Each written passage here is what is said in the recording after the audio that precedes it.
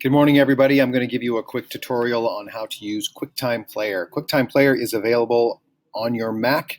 If you cannot see it down here in your toolbar, then you can go up to the top right and choose the magnifying glass icon, type in QuickTime Player, and it should come up like so. Double click, and often it will open up a desktop window. We can just cancel that for the moment. Up here on the top left, you choose File.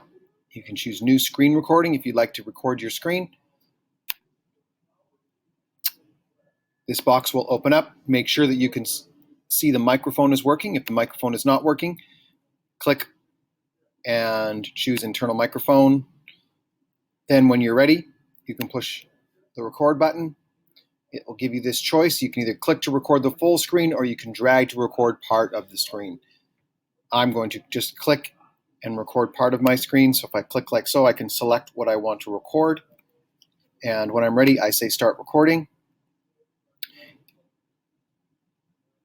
You can record whatever you'd like to record. And then up here on the top, you can see this little stop button. When you're done, you click stop button and it will open up a window of what you recorded. If you like what you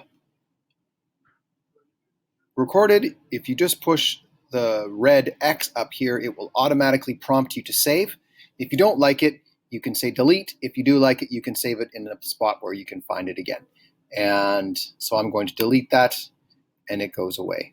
The other use for QuickTime Player is you can actually do a recording of yourself. If you'd like to, you can say new movie recording, and it will open up your webcam, and you can record yourself to speak to your students if you'd like to do so. Same process. You push record, it will start to record. When you're done, you push stop, and it will prompt you to save. Same thing, push the red stop button in the left-hand corner. If you like it, save it in an appropriate place. If you don't, you can push delete.